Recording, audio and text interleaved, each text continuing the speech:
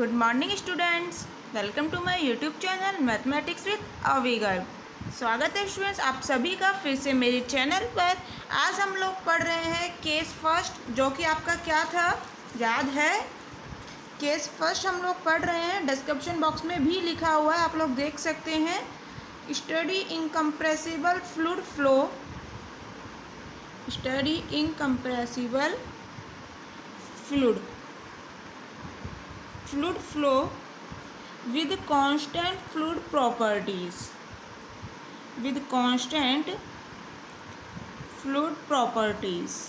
ठीक है। इस केस में हम लोगों ने देखो, हम लोग अभी आप क्या पढ़ रहे हैं, टेम्परेचर डिस्ट्रीब्यूशन, वेलोसिटी डिस्ट्रीब्यूशन हम इन केसेस के पहले ही पढ़ चुके हैं। डिस्क्रिप्शन बॉक्स में सभी के लिंक्स हैं, आप लोग देख सकते हैं। चाहो तो एक बार चैनल पे जाके देखो तो सही, जो प्लेलिस्ट का ऑप्शन आता है वहाँ पर जब क्लिक करोगे तो वहाँ आप लोगों को प्लेलिस्ट मिल जाएगी पूरी की पूरी विस्कस फ्लूइड डायनेमिक्स की। तो एक बार बस उसे खोल के देख लेना, वीडियो लेने की भी ज़रूरत नहीं है, लेक्चर्स लेने की भी ज़रूरत नहीं है, बस एक बार उसी को देख लीजिएगा, हल्का सा आप लोगों को पता लग जाएगा कौन सा टॉपिक कहाँ पढ़ा हुआ है हम लोगों ने। तो वेलोसिटी डिस्ट्रीब्यूशन हम इन केसेस के पहले ही पढ़ चुके हैं। जैसा कि हम लोगों ने पहले पढ़ा था flow between two parallel plates, उसका वेलोसिटी डिस्ट्रीब्यूशन हम लोगों ने पढ़ा था लेक्चर नंबर 3 में। और जो flow between two parallel plates का वेलोसिटी डिस्ट्रीब्यूशन पढ़ा लेक्चर नंबर 3 में, और इसका टेम्परेचर डिस्ट्रीब्यूशन अभी हमारा जस्ट ख़त्म हुआ है, उसके बाद का ही ये लेक्चर है आज वाला। तो डिस्क्रिप्शन बॉक्स में आप लोग देख सकते हैं। जो आज का आप लोगों का है flow in a circular pipe, जिसे कि हम लोग हैगन-पोइसलो फ्लो भी कह देते हैं, याद है हैगन-पोइसलो फ्लो। इसका स्टूडेंट्स हम लोग पढ़ चुके हैं वेलोसिटी डिस्ट्रीब्यूशन। आज हम लोग पढ़ रहे हैं इसका टेम्परेचर डिस्ट्रीब्यूशन। ये सब केस फर्स्ट के अंदर ही आते हैं। Study incompressible fluid flow with constant fluid properties के अंदर ही आते हैं सभी केसेस, जैसा कि flow between two parallel plates हो गया, flow in a circular pipe हो गया, समझ रहे हैं। तो सभी केसेस जितने भी हम लोग पढ़ रहे हैं ये इस केस के अंदर ही आते हैं। तो इनके हम लोग वेलोसिटी डिस्ट्रीब्यूशन तो पढ़ चुके हैं, आज पढ़ रहे हैं टेम्परेचर डिस्ट्रीब्यूशन। तो इसका आज हम लोग पढ़ेंगे, एक्चुअली पता है, चलो बाद में बताती हूँ, कन्फ्यूज हो जाओगे। तो आज ये वाला हम लोग पढ़ने वाले हैं, क्या है, flow in a circular pipe, Hagen Poiseuille flow. Poiseuille की स्पेलिंग क्या है आप लोग देख सकते हैं, POISEUILLE, ठीक है। हैगन-पोइसलो फ्लो 2014 में और 16 में राजस्थान यूनिवर्सिटी में पूछा गया था ये, और लेटेस्ट में अभी 2019 में ही राजऋषि भर्तृ मत्स्य यूनिवर्सिटी जो कि अलवर में है उसमें भी पूछा गया था। इम्पोर्टेंट फ्लू है अदर यूनिवर्सिटीज़ के स्टूडेंट्स के लिए भी, ठीक है। तो देखो, मैं आप लोगों को सजेस्ट करूँगी इस टेम्परेचर डिस्ट्रीब्यूशन को लेने से पहले आप लोगों को इस वाले टॉपिक का लेना चाहिए वेलोसिटी डिस्ट्रीब्यूशन। वो हम लोगों ने पढ़ा था लेक्चर नंबर 8 में। लेक्चर नंबर 8 का लिंक डिस्क्रिप्शन बॉक्स में आप लोग वहाँ से देख सकते हैं। ये हम लोगों ने पढ़ा था लेक्चर नंबर 8 में वेलोसिटी डिस्ट्रीब्यूशन। आज हम लोग पढ़ रहे हैं टेम्परेचर डिस्ट्रीब्यूशन, ठीक है। देखो, इसको ब्रैकेट में लिख लो, इसे हैगन-पोइसलो फ्लो भी कह देते हैं। तो क्या है देखते हैं। हम लोगों ने थोड़ी सी थ्योरी लिखी है पहले कि the fully developed study laminar flow through a long straight circular pipe. एक लॉन्ग सर्कुलर पाइप है, उसके लिए हम लोग पढ़ रहे हैं, सर्कुलर पाइप ही लेना है। तो काफ़ी हम लोगों ने लॉन्ग लिया है, काफ़ी लंबा लिया है। Pipe is an example of exact solution of NS equation. NS equation क्या होती है स्टूडेंट्स, देखो ये सब चीज़ें जो भी यहाँ लिखी हुई ना मैं आप लोगों को पहले बताई थी। NS इक्वेशन होती है इक्वेशन ऑफ मोशन को ही कहते हैं हम लोग, जो कि हम लोग पहले ही ड्राइव कर चुके हैं। तो जितने भी हम लोग ये पढ़ रहे हैं ना, जैसे flow between two parallel plate पढ़ा, flow in a circular pipe पढ़ा, ये सब NS इक्वेशन के सॉल्यूशन ही है, ठीक है। इक्वेशन ऑफ मोशन के ही ये सॉल्यूशन है। अब आप लोग अगर स्टार्टिंग से लेक्चर लेंगे ना, तो मैं आप लोगों को रियली बता रही हूँ, कहीं कोई दिक्कत नहीं आएगी, क्योंकि हम लोग ये सब चीज़ें पहले समझा चुके हैं आप लोगों को। तो इन्हीं लेक्चर्स को लेने से पहले प्लीज़ प्रीवियस लेक्चर ले लीजिए, क्योंकि विस्कस के आने वाले सभी लेक्चर प्रीवियस पे डिपेंड होते हैं, ठीक है। तो ये जो हम लोग पढ़ रहे हैं आज, ये एक NS इक्वेशन के एग्जैक्ट सॉल्यूशन का ही एग्जांपल है। हम लोगों ने कहा है, मान लिया कि let the axis of the pipe be taken as Z axis along the direction of the flow. मतलब हुआ कि जिस डायरेक्शन में आप लोगों के फ्लो चल रहा है उसी डायरेक्शन में आप लोगों ने जेड एक्सिस लिया है, और जेड एक्सिस किस डायरेक्शन में ली है, पाइप की एक्सिस की डायरेक्शन में, ठीक है। ये सब चीज़ हम लोग पहले अच्छे से समझ चुके हैं वेलोसिटी डिस्ट्रीब्यूशन में, इसीलिए आप लोगों को बार बार बोल रही हूँ उसे लेने के लिए। R be the radial distance in outward direction, R कोई भी रेडियल डिस्टेंस ली है आउटवर्ड डायरेक्शन में, बाहर की तरफ। डायग्राम पता है हम लोगों ने इसका वहाँ बनाया था वेलोसिटी डिस्ट्रीब्यूशन में, याद है आप लोगों को, देख लीजिए। ड्यू टू एक्सियल सिमेट्री के कारण हम लोग यहाँ पर लेके चल रहे हैं। कंडीशन है ये एक कि del by del T is equal to 0 आएगा, यानी कि थीटा के रेस्पेक्ट में किसी को भी डिफ्रेंशिएट कर लेना, वैल्यू हमेशा 0 आएगी, ठीक है। The only non zero velocity component is in z direction. लो हम लोगों ने यहाँ पर मान के चल रहे हैं जो वेलोसिटी कंपोनेंट है। पहली बात हम लोग यहाँ पर कौन से कोऑर्डिनेट यूज़ कर रहे हैं, cylindrical polar coordinates R theta Z. ध्यान रखना है यहाँ हम लोग कार्टेशियन कोऑर्डिनेट यूज़ नहीं कर रहे हैं, XYZ यूज़ नहीं कर रहे हैं, ठीक है। Flow between two parallel plates में हम लोगों ने XYZ यूज़ किए थे, यहाँ हम लोग आर थीटा जेड यूज़ कर रहे हैं। तो सिर्फ नॉन जीरो कंपोनेंट जो वेलोसिटी का है वो सिर्फ जेड डायरेक्शन में है। VZ not is equal to 0 ले लिया हम लोगों ने, बट आर डायरेक्शन में वेलोसिटी और थीटा डायरेक्शन में वेलोसिटी, जिन्हें कि VR और V थीटा से शो किया है, वो हम लोग लेके चल रहे हैं 0, ठीक है। ये केसेस हैं, आप कंडीशंस हैं, आप लोगों ने प्लीज़ याद रखनी है। इस केस में स्टूडेंट्स वेलोसिटी डिस्ट्रीब्यूशन जो हम लोगों ने लेक्चर नंबर 8 में निकाला था वो कैसे दिया जाता है, तो देखो डायरेक्ट लिखना है, एग्जाम में भी डायरेक्ट लिखना है। टेम्परेचर डिस्ट्रीब्यूशन यदि आ जाता है तो एग्जाम में डायरेक्ट लिखना है, कोई निकाल के नहीं दिखाना है, ठीक है। देखिए इस केस में velocity distribution VZ upon VZM, ये क्या बता रहा है, M फॉर मैक्सिमम वेलोसिटी को बता रहा है ये, ठीक है। इज इक्वल टू क्या होता है, 1 minus small r square upon capital R square. अब ये स्मॉल r क्या है, कैपिटल R क्या है, ये हम लोगों ने स्टूडेंट्स पूरा कहाँ ड्राइव करा था, लेक्चर नंबर 8 में, तो आप लोगों को वहाँ पर मिल जाएगी, ये सब चीज़ें आप लोग देख सकते हैं, ठीक है। The equation of energy is given by equation energy भी हम लोगों ने ड्राइव करी है, डिस्क्रिप्शन बॉक्स में लिंक है, देख लीजिए वहाँ से कैसे करी है, होती क्या है, तो वो यहाँ पर लिख दी है मैंने, रो CV dt अपॉन इस dt, ये कैपिटल T टेम्परेचर को बता रहा है, स्मॉल t टाइम को बता रहा है। ये सब चीज़ें स्टूडेंट्स हम लोग पहले पढ़ चुके हैं ना।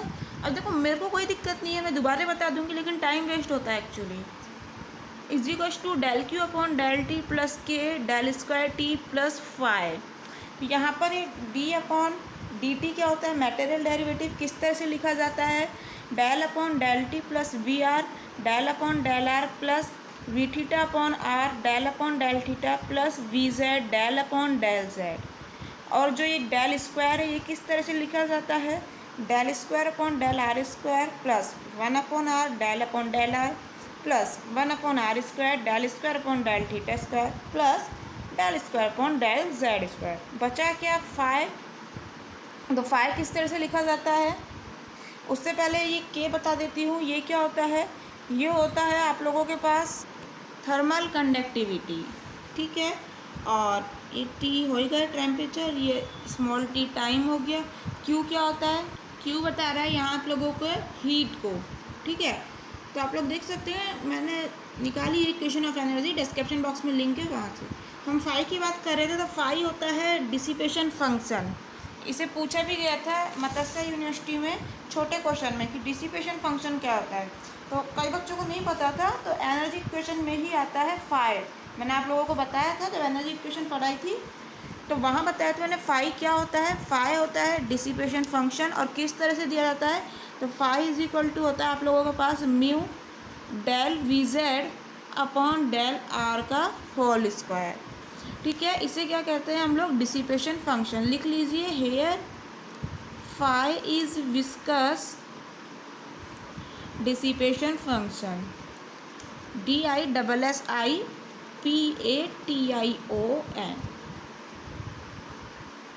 ठीक है, अब देखिए यहाँ तक समझ आया।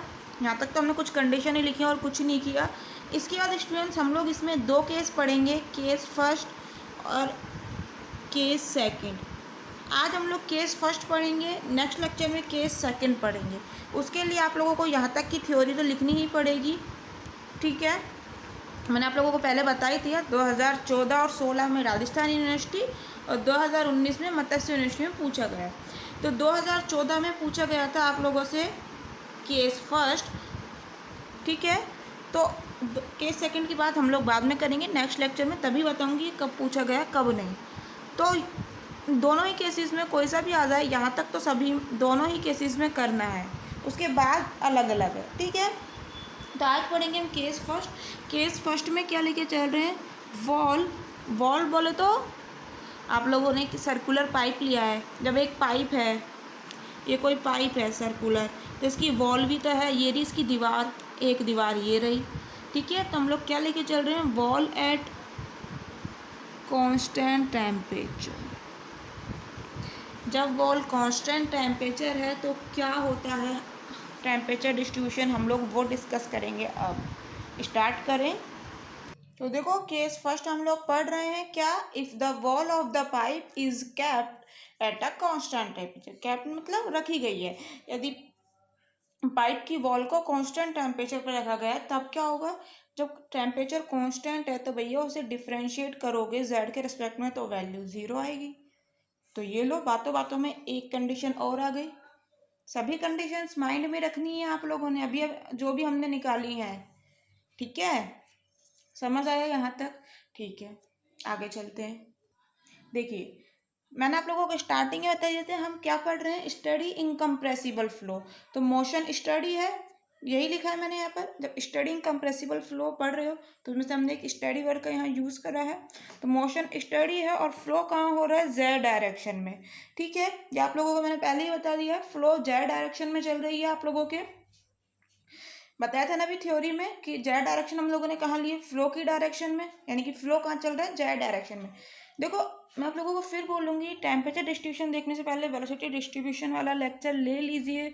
वहाँ हमने ज़्यादा क्लियरली पढ़ा है, क्योंकि वो स्टार्ट ही किया था हम लोगों ने, और वहाँ की चीज़ें अब यहाँ रिपीट हो रही है, तो प्लीज़ वो ले लीजिए तब यहाँ पर आइए। ठीक है, देखो आगे चलते हैं। मोशन स्टडी है और फ्लो जेड डायरेक्शन में हो रहा है, तो equation of energy for study flow without heat addition क्या हो जाएगी, जो हमने अभी लिखी थी वो रिड्यूस होके कुछ ऐसे हो जाएगी। अब ये कैसे हो गई, ऐसे तो समझ नहीं आ रही। तो स्टूडेंट समझने की यहाँ पर अभी ज़रूरत ही नहीं है, क्योंकि ये चीज़ तो हम पहले ही समझ चुके हैं। जब हम लोगों ने इक्वेशन ऑफ एनर्जी निकाली थी ना, तो वहाँ ये चीज़ आई थी। तो आप इक्वेशन ऑफ एनर्जी है जो एनर्जी इक्वेशन है, आप लोग वो वाला लेक्चर लीजिए, आप लोगों को समझ आ जाएगा। ठीक है, चले आगे।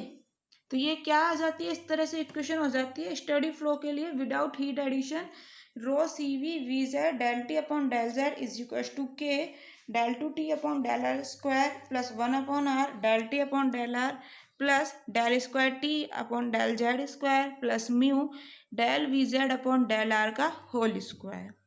ठीक है, आप लोग वहाँ से देख सकते हैं। वैसे ये लेंदी लेक्चर है और ये चीज़ें समझाने बैठ गए तो सच में बहुत लेंदी हो जाएगा लेक्चर। तो del T upon del Z यहाँ 0 लेना है। ठीक है, तो यूज़ कर लेते हैं। देखिए कर लिया use, del T upon del Z की वैल्यू 0 यहाँ भी पुट कर दी, यहाँ भी पुट कर दी, तो यहाँ क्या बच जाएगा, सिर्फ ये वाली टर्म ये बच गई। ठीक है, इसको मैं इस साइड ले गई तो minus mu del V Z upon del R का स्क्वायर। समझ आ गई। ठीक है, वेलोसिटी डिस्ट्रीब्यूशन हम लोगों ने अभी अभी लिखा था, क्या लिखा था, तो वेलोसिटी डिस्ट्रीब्यूशन हम लोगों ने लिखा था, वेलोसिटी डिस्ट्रीब्यूशन इज क्या लिखा था, V Z upon V Z M, यानी कि maximum velocity is equal to 1 minus small R square upon capital R square. यहाँ मुझे del V Z upon del R की वैल्यू चाहिए, तो यहाँ से निकालना चाहूँगी। V Z is equal to क्या आ जाएगा, इसको इधर भेज दिया, V Z M 1 minus R square upon capital R square.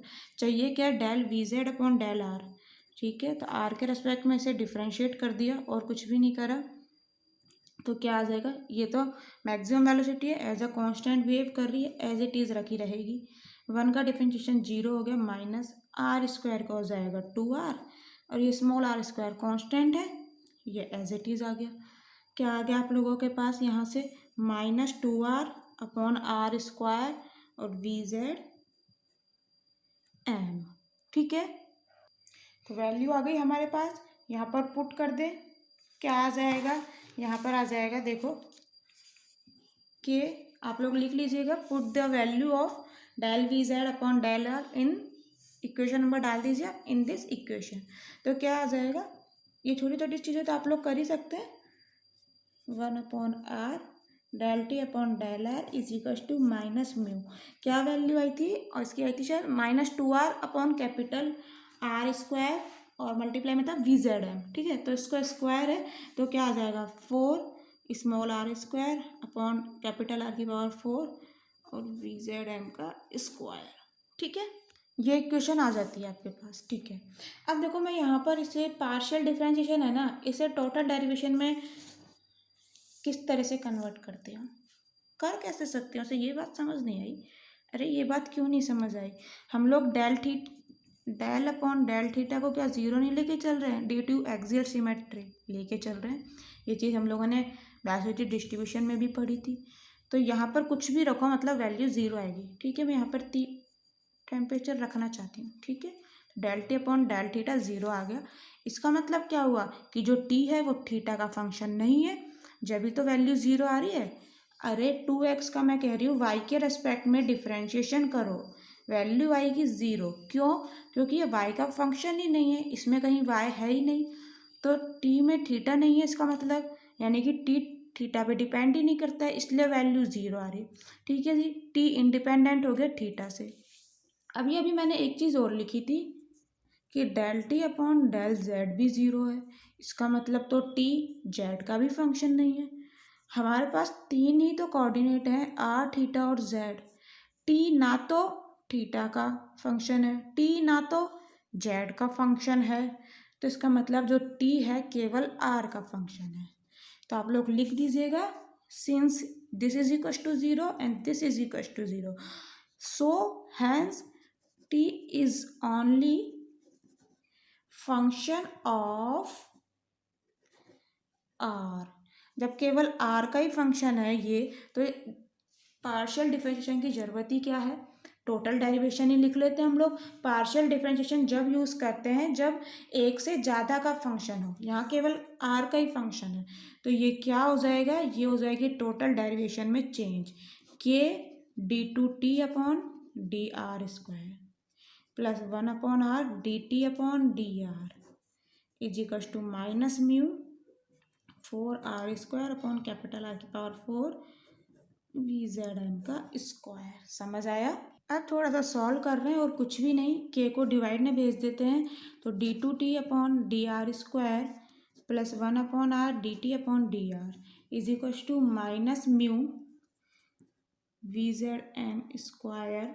ठीक है, 4r स्क्वायर अपॉन में क्या आ जाएगा, इस के को भी भेज दिया, आर की पावर 4 पहले से है।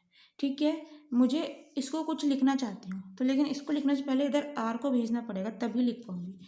तो क्या दिक्कत है, R D two T upon LCM ले लिया, इधर आ जाएगा प्लस इधर से हट जाएगा D T upon D R.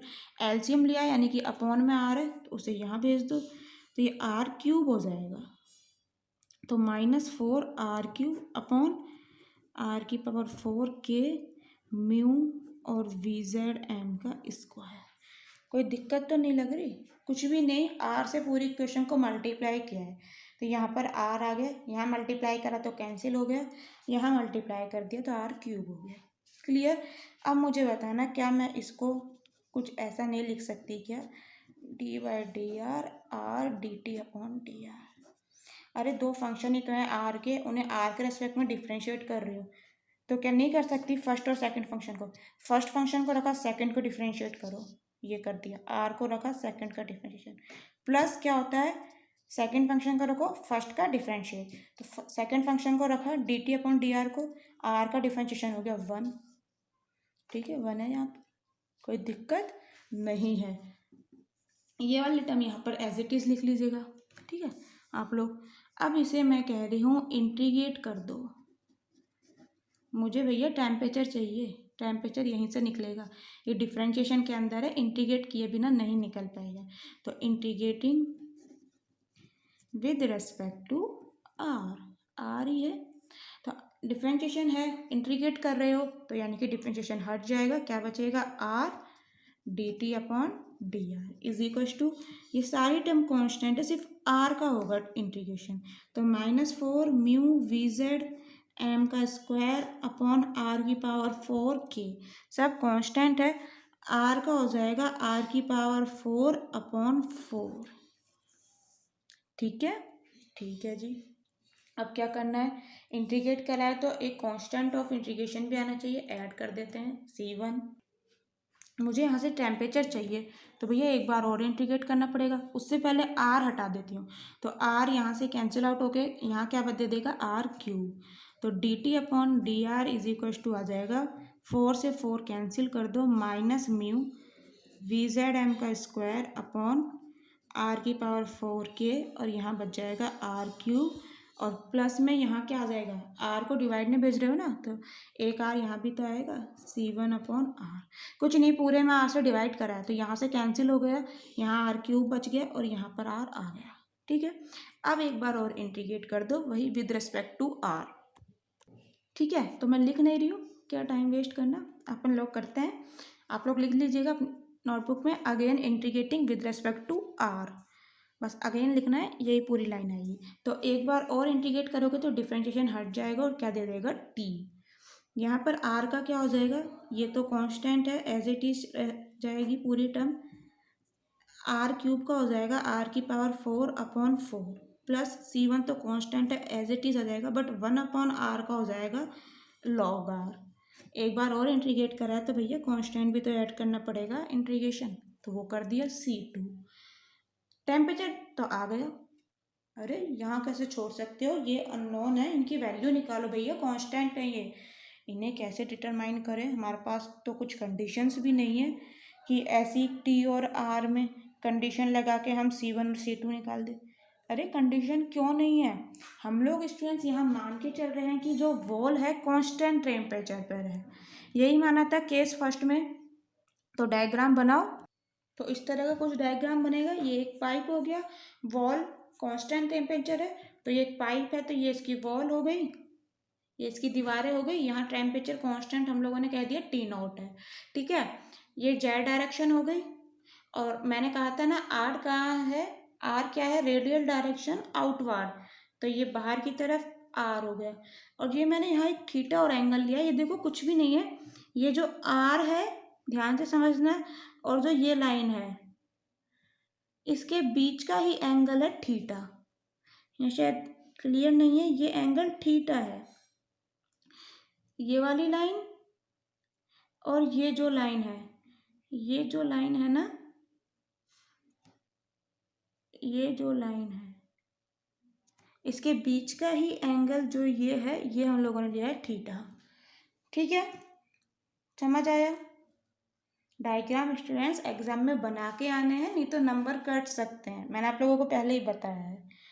ठीक है, तो अब मुझे बताओ क्या कुछ कंडीशन नहीं दिख रही है क्या अब भी, अरे क्यों नहीं दिख रही।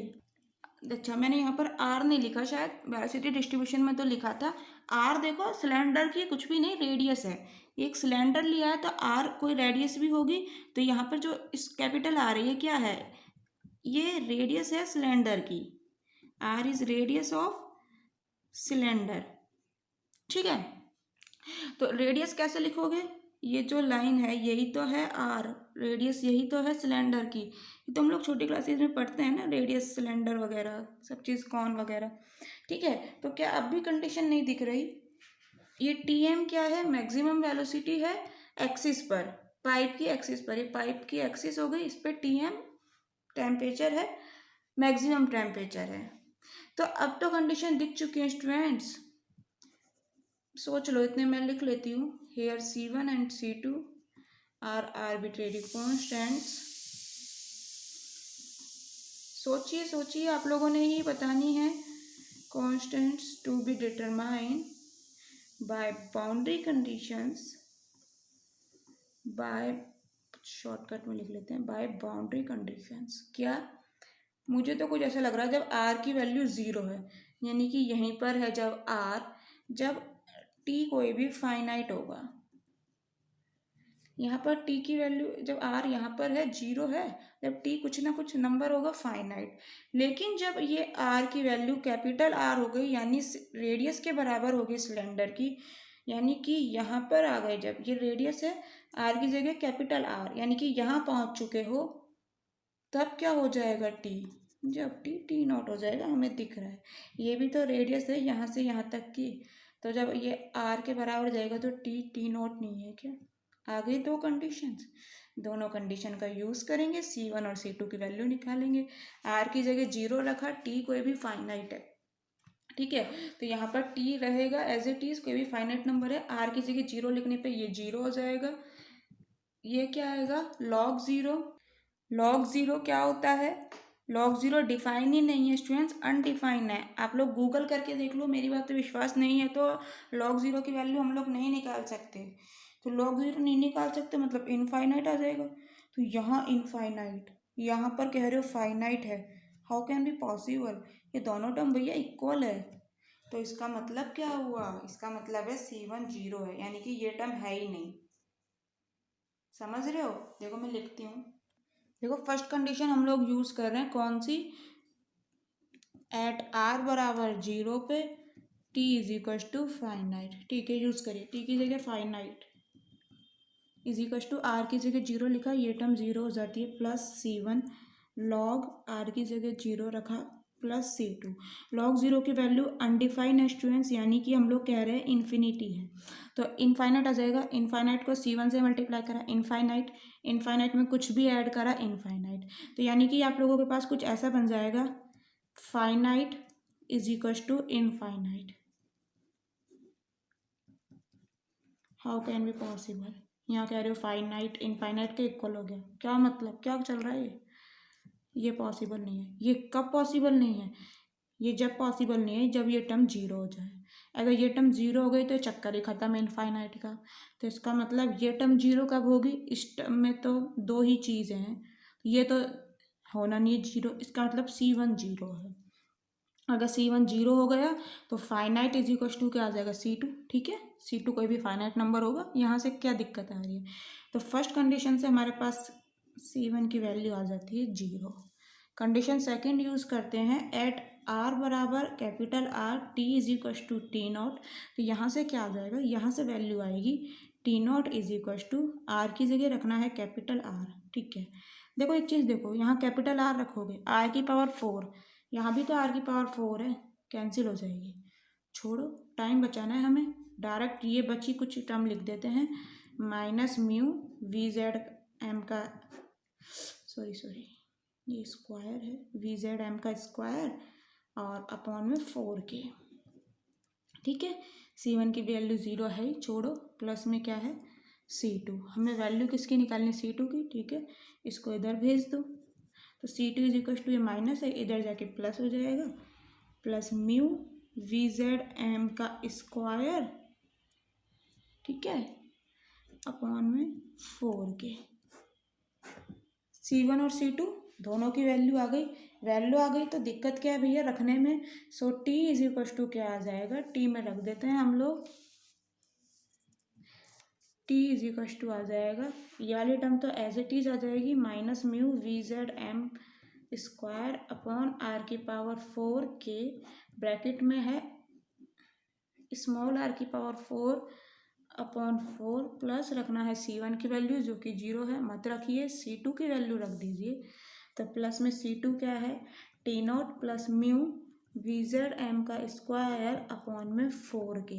मुझे ऐसा लग रहा है ये जब टर्म दोनों में ही है तो कॉमन क्यों ना ले ली जाए, तो ले लीजिए, टी नॉट को इधर भेज दीजिए, टी इधर आके minus T not is equal to, common आ रहा है फटाक से ले लेते हैं, बहुत बड़ा बड़ा लिखा हुआ है, M square upon 4k common ले लिया।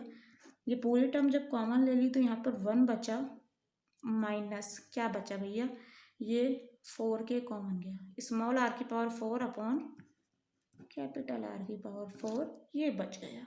समझ आ गया? ठीक है, इक्वेशन नंबर डाल दीजिए, जो भी चल रहा है फर्स्ट ही डाल देते हैं। अब मैं कह रही हूँ मैक्सिमम टेम्परेचर निकालना चाहती हूँ, तो मैक्सिमम टेम्परेचर कहाँ होगा?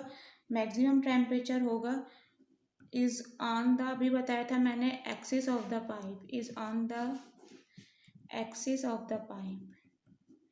पाइप की एक्सिस का मतलब क्या था? पाइप की एक्सिस का मतलब है, मुझे बताओ, अच्छा एक्स वाई जेड से समझ लो, ये एक्स हो गया, ये वाई हो गया, ये जेड हो गया। यहाँ पर मुझे बताना वाई की वैल्यू क्या है, 0 है। यहाँ पर वाई की वैल्यू क्या है, 0 है। तो फिर इसमें क्या दिक्कत आ रही है, आर थीटा जेड में।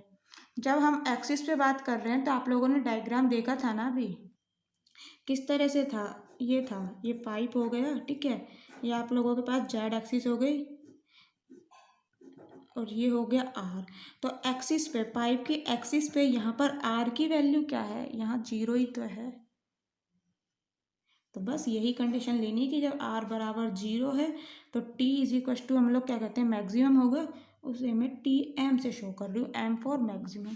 तो यहाँ से पुट करो, ये चीज़ क्या आ जाएगा, टी की जगह टी एम लिखा तो T M minus T not is equal to mu V Z M का square upon 4k as it is 1 minus R की जगह 0 लिखना है, 0 लिखा तो ये पूरी टर्म 0 हो जाती है। तो T M minus T naught क्या आ गया, म्यू वी जेड एम का स्क्वायर अपॉन 4k। समझ आया यहाँ तक? जैसा कि हर लेक्चर में करते हैं, हमारे निकालना क्या होता है लास्ट में, non dimensional temperature distribution. Non dimensional का मैं हर बार बताती हूँ, वेलोसिटी डिस्ट्रीब्यूशन में भी बताया था और टेम्परेचर डिस्ट्रीब्यूशन में भी प्रीवियस लेक्चर से बताती आ रही हूँ। नॉन डायमेंशनल का मतलब है आप लोगों के पास कुछ भी डायमेंशन ही ना बचे। तो अगर टेम्परेचर में टेम्परेचर का डिवाइड कर दूंगी तो डायमेंशन तो कट जाएगी। अगर लेंथ में लेंथ का डिवाइड कर दिया, 1 मीटर में 2 मीटर का डिवाइड कर दिया, तो डायमेंशन बची क्या, नहीं, 1/2 सीधे वैल्यू आ गई। तो इसी को हम कहते हैं नॉन डायमेंशनल। तो टेम्परेचर में टेम्परेचर का डिवाइड कर दो, डायमेंशन नहीं बचेगी। ऊपर भी डिग्री सेंटीग्रेड है, नीचे भी डिग्री सेंटीग्रेड है, तो सेंटीग्रेड से सेंटीग्रेड कट गया, कुछ डायमेंशन नहीं बची, ऐसे समझने की कोशिश करो। तो ये क्या आ गया, नॉन डायमेंशनल टेम्परेचर डिस्ट्रीब्यूशन। इसमें इसका डिवाइड कर दिया तो आर एच एस में आर एच एस का कर देते हैं अब। तो ये वाली टर्म तो बिल्कुल सेम है, तो कट जाएगी, हमें लिखने से क्या फ़ायदा, टाइम बचाना है, सिर्फ ये बचेगा 1 माइनस आर की पावर 4 अपॉन कैपिटल आर की पावर 4। समझ आया? बताया मैंने कब कब आया हुआ है ये, 2014 में राजस्थान यूनिवर्सिटी में, 2016 में, 2019 में मत्स्य यूनिवर्सिटी में। इम्पोर्टेंट है, याद रखना है, पूछ लिया जाता है। इसके बाद स्टूडेंट्स, यहाँ आप लोगों ने मैक्सिमम टेम्परेचर की बात कर दी, इसी तरह से अब बात कर रहे हैं मीन टेम्परेचर की। मीन माध्य पढ़ते हैं ना, मीन, तो उसकी बात कर रहे हैं। तो वो कैसे निकालेंगे, देखो उसके लिए फॉर्मूला है। क्या फॉर्मूला होता है तो देख लेते हैं। The mean temperature over a cross section, जैसे आप लोग यहाँ पर सर्कुलर पाइप लेके जा रहे हो, किसी भी बात करें किसी भी सेक्शन के लिए, तो यहाँ पर टी मीन किस तरह से निकलेगा, इंटीग्रेशन 0 से आर। आर क्यों लिखा है यहाँ पर, क्योंकि रेडियस आप लोग आर मान के चल रहे हो सिलेंडर की। T multiply 2 pi R upon pi R square D R, ठीक है, ये फॉर्मूला है। तो क्या हम यहाँ से नहीं निकाल सकते टी मीन, क्यों नहीं निकाल सकते, क्या हमारे पास टी नहीं है क्या, अरे बिल्कुल है टी, तो निकाल देते हैं, फिर दिक्कत कहाँ आ रही है। तो देखो टी की वैल्यू चाहूँ तो मैं यहाँ से नहीं रख सकती हूँ, लेकिन यहाँ पर देखो फिर ये आएगा बीच में, इतनी बड़ी टर्म नहीं लेना चाहती मैं, यहाँ से तो रख सकती हूँ टी की वैल्यू। अभी हम लोगों ने निकाला था ना ये T minus T naught upon T M minus T naught, मैं यहाँ से रखना चाहती हूँ, क्योंकि यहाँ से सिंपल सा टी एम और टी नॉट ही चलेंगे। तो यहाँ से रखना चाहती हूँ मैं, क्या आ जाएगा देखो, पहले तो ये 2 पाई और pi R square, small R के रेस्पेक्ट में है डिफरेंट इंटीग्रेशन, कैपिटल आर तो कांस्टेंट है, इन्हें बाहर ले लो, तो 2 pi upon pi R square ले लिया बाहर, पाई से पाई कैंसिल भी हो जाएगा, कर देंगे। 0 से r, मैं कह रही हूँ t की वैल्यू रखो यहाँ से, पहले इसको इससे मल्टीप्लाई करोगे और फिर इसको इधर भेज दोगे। देखो t माइनस टी नोट की रख रहे हैं हम, पहले ऐसे सोचो, तो T M minus T naught multiply में गया उधर, और क्या है 1 माइनस आर की पावर 4 अपॉन कैपिटल आर की पावर 4, ये आई है टी माइनस टी नोट की वैल्यू। मुझे यहाँ पे रखनी है टी की वैल्यू, तो ठीक है टी नोट को और इधर भेज दो, प्लस में आ जाएगा, तो प्लस में टी नोट। क्या ये वैल्यू नहीं आ चुकी है आपके पास कैपिटल टी की?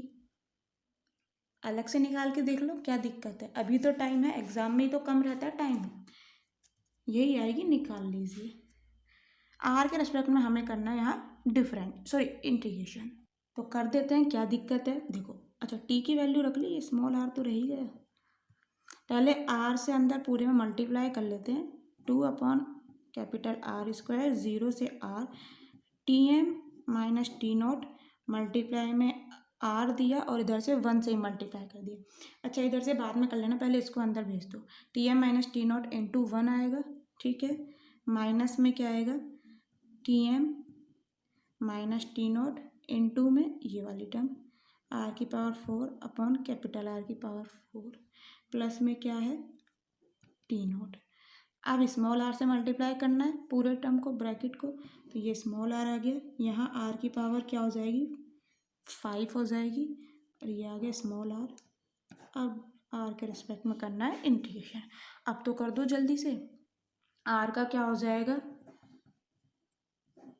Are square by 2, T M और टी नोट तो कांस्टेंट है, तो R square by 2 minus T M minus T naught, ये तो कांस्टेंट है, एज इट इज़ रहेगा, आर की पावर 5 का आर की power 6 upon 6 plus T naught R का आर स्क्वायर बाई 2, लिमिट लगा देंगे 0 से कैपिटल आर, बहुत इजी चीज़ है, फटाफट लगाइए, 2 अपॉन आर स्क्वायर, 0 लगाओगे यहाँ 0 लिखोगे, यहाँ 0 यहाँ 0, तो वैसे ही 0 हो जाना है, ठीक है। वैसे तो पहले हम अपर लिमिट लगाएंगे, लेकिन 0 लोअर लिमिट लगाओगे, लेकिन पहले ही बता दिया है मैंने इसलिए, तो पहले लगा लेते हैं upper limit, T M minus T naught R square by 2 minus यहाँ क्या आएगा आर की पावर 6 अपॉन आर की पावर 4 है, तो आर की पावर 2 बचेगी, ऊपर मैं डायरेक्ट लिख रही हूँ, आर की पावर 2 अपॉन 6, ठीक है, लिमिट लगाओगे कैपिटल आर की पावर 6 आएगा, समझ आ गया, प्लस टी नॉट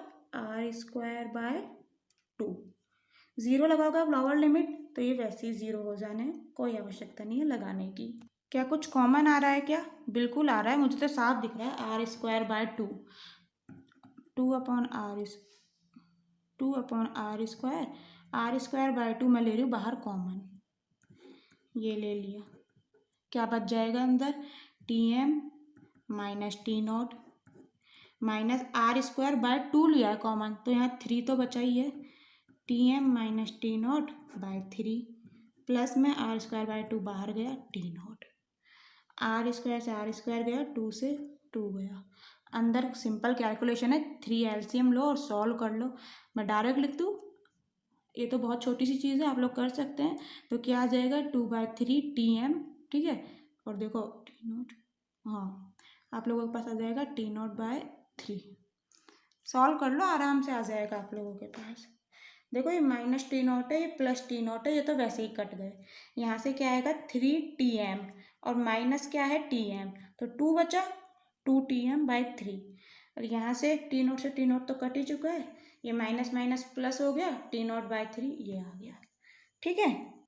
अब देखो ऐसे टी एम और टी नॉट में तो नहीं छोड़ेंगे हम, टी मीन कैसे निकालोगे, वैसे जैसे टेम्परेचर निकाला था उसी फॉर्म में निकालना है, ये तो हमें जल्दी से हो जाए इसलिए ऐसे लिखा था, तो मुझे ये बताओ अभी टी एम की value, T M minus T not की वैल्यू नहीं निकाली थी क्या, T M minus T naught निकाला था ना जब डिवाइड में भेजा था, क्या आया था म्यू वी जेड एम का स्क्वायर अपॉन में 4 के, यही वैल्यू आई थी, तो यहाँ से मैं टी एम की वैल्यू यहाँ पे रख रही हूँ, टी नॉट को इधर भेज के, क्या आ जाएगा टी एम की वैल्यू टी नॉट प्लस ये वाली term mu V Z M का स्क्वायर बाय 4 के प्लस में ये T naught by 3 as it is चल ही रहा है, ठीक है, सॉरी ये टी एम की वैल्यू ये हो गई प्लस में टी नॉट बाय 3 है, ये 2/3 सिर्फ इससे मल्टीप्लाई है। ठीक, थोड़ा सा सॉल्व कर लो और क्या करना है। तो ये क्या है 2/3 टी नॉट और ये क्या है टी नॉट बाय 3। तो 2/3 T naught plus T naught by 3 क्या आ गया, 2 और 1 3, 3/3 टी नॉट, यानी कि टी नॉट बचा। तो ये टी नॉट प्लस अब 2/3 को इससे मल्टीप्लाई करोगे तो देखो 2 1 ज़ा 2, 2 2 ज़ा 4, 3 2 ज़ा 6, क्या बचेगा mu V Z M square upon 6k। ये आ जाता है टी मीन। एग्जाम में पूछ लिया जाता है टी मीन की वैल्यू ये होगी, प्रूफ करके दिखाओ। एग्जाम में क्या होता है, ये दे देता है और कहता है प्रूफ करके दिखाओ ये होगी। तो कैसे करना है आप लोगों को समझ आ चुका है। एग्जाम में आ जाए तो प्लीज़ मत छोड़ के आना, करके आना, ठीक है। ऐसे भी पूछ सकता है टी मीन, टी नॉट को इधर भेज दो, is equal to mu V Z M square upon 6k। पूछ सकता है T mean minus T not is equal to constant. Proof करके दिखाइए कि T mean minus T not एक कांस्टेंट टर्म है, mu coefficient of viscosity constant है, V Z M maximum velocity ये कांस्टेंट है, 6 तो एक नंबर है ही कांस्टेंट, जो के है थर्मल कंडक्टिविटी ये भी एक कांस्टेंट है। तो पूछ लिया जाता है स्टूडेंट्स, ध्यान रखना एग्जाम में आ जाता है तो करके आना है। क्लियर, चलें आगे। देखो सिर्फ एक चीज़ और बची है लास्ट, नसेल्ट नंबर। सभी केसेस में हम लोगों ने पहले भी नसेल्ट नंबर निकाले हैं, इस केस में भी निकालेंगे नसेल्ट नंबर। वो क्या होता है तो देखो मैं बता देती हूँ, पूछ लिया जा सकता है एग्जाम में नसेल्ट नंबर निकालिए या प्रूफ करके दिखाइए। तो नसेल्ट नंबर किस तरह से डिफाइन होता है, डेफिनेशन वगैरह कुछ हमें यहाँ ज़रूरत नहीं है। NU से हम डिनोट करते हैं, NU, ठीक है। नसेल्ट नंबर को कैसे निकालोगे, फॉर्मूला है -2r upon T mean minus T naught, ठीक है, del T upon del R, del T upon del R. इसकी वैल्यू निकालनी है आप लोगों ने R is equal to capital R पे। ये फॉर्मूला है, सिर्फ इसी फॉर्मूले की हेल्प से आप लोगों ने निकालना है। तो देखो सबसे पहले मुझे यहाँ del T upon del R की वैल्यू चाहिए, तो मैंने अभी अभी T minus T naught upon T M minus T not की वैल्यू निकाली थी, क्या आई थी 1 माइनस आर की पावर 4 अपॉन कैपिटल आर की पावर 4, ये आई थी। टी माइनस टी नॉट निकालना है क्योंकि मुझे डेल टी चाहिए, इसको इधर मल्टीप्लाई भेज दो, क्या आ जाएगा T minus T not is equal to T M minus T naught 1 minus R की पावर 4 अपॉन कैपिटल आर की power 4। Del T upon del R निकालना है, फटाक से निकालो, टी नॉट कॉन्स्टेंट है, डिफरेंशिएशन 0 हो जाएगा, del T upon del R is equal to T M और टी नॉट कॉन्स्टेंट है, एज इट इज़ बैठे रहेंगे, 1 का हो गया 0 माइनस आर की पावर 4 का हो जाएगा 4r³ कैपिटल आर की पावर 4 एज इट इज़ रहेगा। इसकी वैल्यू चाहिए कैपिटल आर पर, अलग से स्टेप लिखिएगा आप लोग, मैं इसी में कर रही हूँ। कैपिटल आर पे चाहिए इसकी वैल्यू, तो यहाँ पर कैपिटल आर रखोगे, r³ है, आर की पावर 4 है, कैंसिल हो जाएगी, नीचे एक बच जाएगी power, T M minus T not, value आ गई, रख दो, क्या आ जाएगा नसेल्ट नंबर बताओ। So NU is equal to -2r upon T mean minus T not, और ये वाली वैल्यू रख दी T M minus T not 4 upon R. ये एक माइनस है ना, यहाँ भी तो एक माइनस है, प्लस कर देते हैं, T mean minus T not. अभी अभी वैल्यू निकाली है, क्या आई थी वैल्यू, ये तो रही, लिख दो ना, ये अपॉन में चाहिए, 1 अपॉन में चाहिए वैल्यू, तो ये ऊपर पलट जाएगा, क्या आ जाएगा 2r 6k अपॉन में, ऐसे लिख लो, ठीक है, 6k अपॉन में म्यू वी जेड एम का स्क्वायर, ठीक है, 1 अपॉन में चाहिए ना, तो ये आ गई, और ये 2r एज इट इज चल रहा है, ये रखो, क्या है T M minus T not. तो T M minus T not की वैल्यू अभी अभी मैंने बताई थी, T M minus T not की निकाली तो थी, क्या आई थी हमारे पास, हमने डिवाइड करा था ना, T M minus T not की वैल्यू क्या आई थी, याद नहीं है, म्यू वी जेड एम का स्क्वायर अपॉन 4 के, कुछ ऐसी नहीं आई थी, बिल्कुल आई थी, वैल्यू रख दो, T M minus T not की रख देते हैं म्यू वी जेड एम का स्क्वायर अपॉन में 4 K, T mean minus T naught की वैल्यू रखी पहले, T M minus T naught की वैल्यू अब रख दी, ये 4/r एज इट इज़ है, mu V Z M square cancel, अच्छा जी, के से के गया, 4 से 4 गया, आर से आर गया, बचा क्या, फिर सब कुछ ही गया तो ये बच गए ना, N U is equal to आ चुका है 2 6 12। एग्ज़ाम में पूछ लिया जा सकता है, कैसे भी दे सकता है कि प्रूफ करो हेगन-पॉइसलर लॉ में जो नसेल्ट नंबर है वो एक कांस्टेंट होता है, हो सकता है ये दे दे प्रूफ करो नसेल्ट नंबर 12 होता है, तो पता है ना आप लोगों ने कैसे करना है, कहाँ तक करना है, समझ आ गया।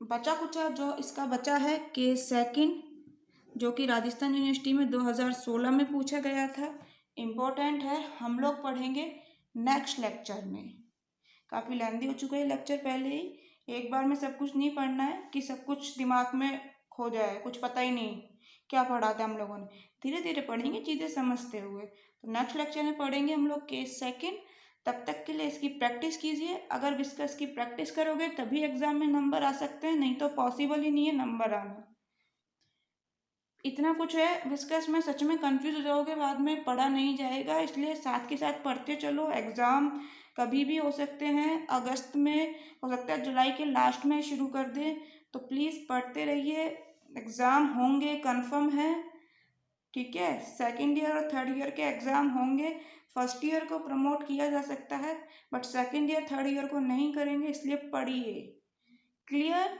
सो थैंक यू स्टूडेंट्स, मिलते हैं नेक्स्ट लेक्चर में।